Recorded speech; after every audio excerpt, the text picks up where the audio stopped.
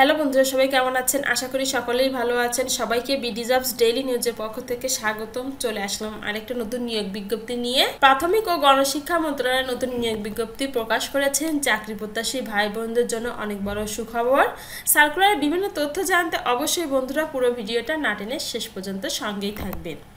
Video শুরু করার আগে বন্ধুরা আপনাদের কাছে আমার একটি রিকোয়েস্ট, আমাদের চ্যানেলটি যেহেতু সরকারি, বেসরকারি এবং ব্যাংক সম্পর্কিত নতুন নতুন সার্কুলার দিয়ে থাকি, অবশ্যই আমাদের চ্যানেলটি সাবস্ক্রাইব করবেন এবং পাশে থাকা বেল আইকনটি ক্লিক দিয়ে রাখবেন যেন সবার আগে নোটিফিকেশন আপনার কাছে পৌঁছে যায়। এখন বিস্তারিত আলোচনা করছি। গণপ্রজাতন্ত্রী বাংলাদেশ সরকার প্রাথমিক ও গণশিক্ষা মন্ত্রণালয় প্রশাসন এক শাখা, এখানে পদের নাম, গ্রেড ও বেতন স্কেল উল্লেখ করা আছে। প্রথমে আছে সহকারী পরীক্ষা নিয়ন্ত্রক, গ্রেড 10, বেতন 16,000 থেকে 38,640। এছাড়া অন্যান্য ভাতা ও সুবিধাও আছে। পদের সংখ্যা একটি এবং শিক্ষাগত যোগ্যতা যে কোনো স্বীকৃত বিশ্ববিদ্যালয় হতে দ্বিতীয় শ্রেণী বা সমমানের জিপিতে স্নাতকোত্তর ডিগ্রি অথবা 4 বছর মেয়াদি দ্বিতীয় শ্রেণী বা সমমানের সিজিপিতে স্নাতক ডিগ্রি থাকতে হবে। বয়স 32 বছর। 2 নং পদের নাম হিসাব রক্ষণ কর্মকর্তা, গ্রেড 10, বেতন 16,000 থেকে 38,640 এবং পদসংখ্যা 2টি।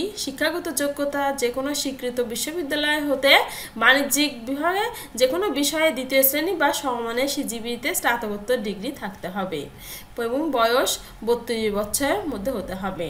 3 নং পদের নাম শরীরচর্চা শিক্ষক, গ্রেড 10, বেতন 16,000 থেকে 38,640 এবং অন্যান্য ভাতা ও সুবিধাদি প্রদান করা হবে। পদসংখ্যা একটি। শিক্ষাগত যোগ্যতা যে কোনো স্বীকৃত বিশ্ববিদ্যালয় হতে দ্বিতীয় শ্রেণী বা সমমানের সিজিপিতে স্নাতক degree, bachelor of physical education degree থাকতে হবে। বয়স 32 বছর এবং অনলাইনে আবেদনপত্র ফর্ম পূরণ ও পরীক্ষায় অংশগ্রহণের ক্ষেত্রে নিম্নবর্ণিত শর্তাবলী অবশ্যই অনুসরণ করতে হবে। এখানে নিম্নে শর্তাবলী উল্লেখ করা আছে।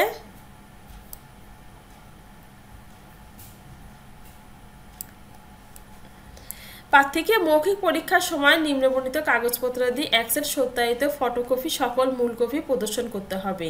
কি কি কাগজপত্র মৌখিক পরীক্ষার সময় নিয়ে আসতে হবে সেগুলো কিন্তু উল্লেখ করা আছে।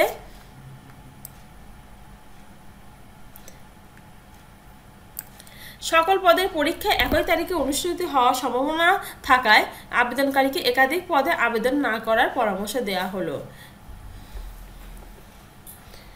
আগ্রহী প্রার্থীগণ ওয়েবসাইটে প্রবেশ করে আবেদন ফর্ম পূরণ করতে পারবেন এবং অনলাইনে আবেদনপত্র পূরণ সংক্রান্ত বিস্তারিত তথ্য ও নিয়মাবলী https://nape.teletalk.com.bd ও www.nape.gov.bd এই ওয়েবসাইটে পাওয়া যাবে।